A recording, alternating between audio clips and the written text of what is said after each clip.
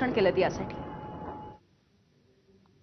या संदर्भातली आणखी एक घडामोड म्हणजे संरक्षण आणि सामरिक अध्ययन विभागाचे प्रमुख डॉक्टर विजय खरे यांनी देखील याविषयी विश्लेषण केलेलं आहे। त्यांच्यासोबत देखील आमच्या प्रतिनिधींनी बातचीत केली, आपण बघूयात। इस्रायल आणि अमेरिकेने इराणवरती हल्ला केलाय आणि इराणने देखील या हल्ल्याला प्रत्युत्तर दिलंय। यामुळे आपल्या सगळ्यांच्या मनात अनेक प्रश्न आहेत। या प्रश्नांची उत्तरं जाणून घेण्यासाठी आपल्यासोबत डॉक्टर विजय खरे सर आहेत। सावित्रीबाई फुले पुणे विद्यापीठाचं जे सामरिक शास्त्र विभाग आहे त्या विभागाचे ते प्रमुख आहेत। सर नमस्कार। सर सर्वात आधी ज्या कारणासाठी हा हल्ला झालेला आहे तो म्हणजे इराणकडे बॅलिस्टिक मिसाईल्स आहेत। तर आत्तापर्यंत माहिती जी उपलब्ध आहे त्यानुसार ही बॅलिस्टिक मिसाईल आहेत का, असतील तर त्यांचं स्वरूप काय आहे?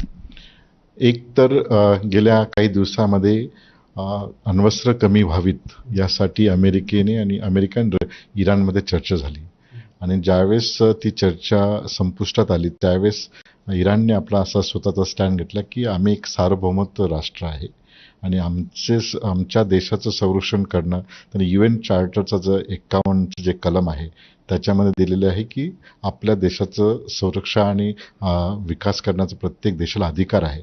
त्यामुळे अमेरिकेच्या कुठल्याही दबावाला इराण बळी पडणार नाही आणि आंतरराष्ट्रीय अणुऊर्जा जे आहे ते आयोग आहे त्याच्या नियमानुसार आम्ही त्याचं कार्यप्रवण करू, अशा पद्धतीची इराणची भूमिका असल्या कारणाने अमेरिकेला त्या ठिकाणी एक त्यांना असं वाटलं की त्यांना काउंटर करता येईल आणि म्हणून त्यांनी ते प्रेशराईज केलं। त्यानंतर आपल्याला असं दिसेल की आज जे हल्ले झालेले आहेत, परंतु या युद्धाचा जागतिक पटलावर खूप मोठा परिणाम होऊ शकतो। भारतासह इतर देशांना याचा लॉंग टर्म स्ट्रॅटेजिक इम्प्लिकेशन याच्यावर होणार आहे। तर राहिला प्रश्न बॅलिस्टिक्स मिसाईलचा, काही जे बॅलिस्टिक्स मिसाईल इराणकडे ज्या उपलब्ध आहेत त्याच्या आयरन ड्रोमचे सुद्धा त्याला छेद देऊ शकतात, अशा पद्धतीचे इराणने विकसित केलेले आहेत।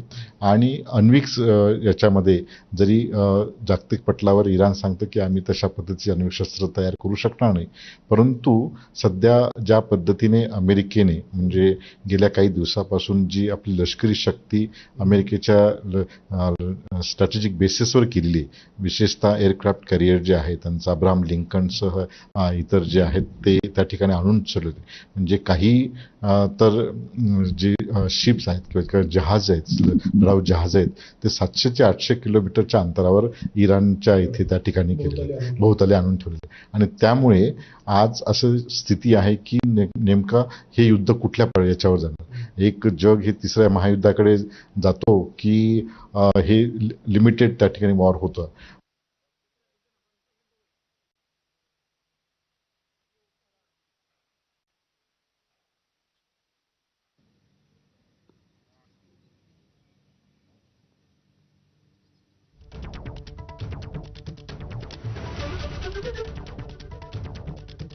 इराणवरती सध्या अमेरिका आणि इस्रायलने हल्ला चढवलाय आणि प्रत्युत्तरादाखल आता इराणने देखील पलटवार केल्याचे दिसतं आहे। थोड्याच वेळामध्ये राष्ट्राध्यक्ष डोनाल्ड ट्रम्प हे अमेरिकन नागरिकांना संबोधित करण्याची शक्यता वर्तवली जाते।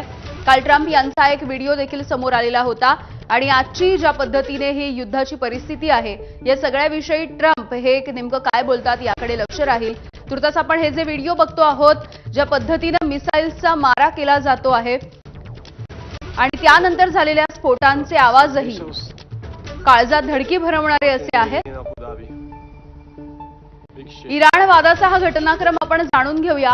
जुलै 2015 मध्ये इराणच्या अणु कार्यक्रमावरती अमेरिकेने काही कठोर असे निर्बंध आणले।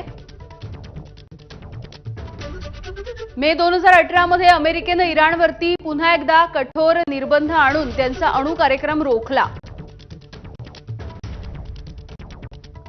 तर जानेवारी 2020 मध्ये अमेरिकेचं बगदाद विमानतळावरती ड्रोन हल्ले करण्यात आले। इराणचे मेजर जनरल कासिम सोलेमनी यांचा मृत्यू झाला होता। जानेवारी 2020 मध्ये इराणने अमेरिकेच्या लष्करी तळांवरती बॅलिस्टिक क्षेपणास्त्रांचा मारा केला। फेब्रुवारी 2025 ट्रम्प यांच्याकडून इराणवरती पुन्हा एकदा मोठा दबाव आणण्यात आला। जून 2025 मध्ये इस्रायल आणि इराण यांच्यामध्ये थेट लढत सुरू झाली। जून 2025 मध्ये अमेरिकेचा इराणी अणुभट्ट्यांवरती मारा बघायला मिळाला.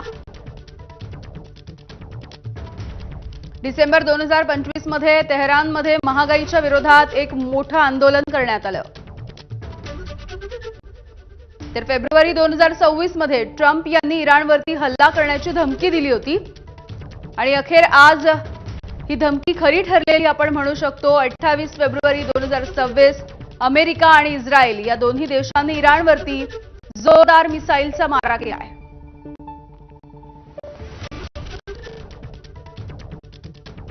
त्यामुळे या सगळ्या घडामोडींच्या पार्श्वभूमीवरती अगदी थोड्याच वेळात अमेरिकेचे राष्ट्राध्यक्ष डोनाल्ड ट्रम्प हे अमेरिकन नागरिकांना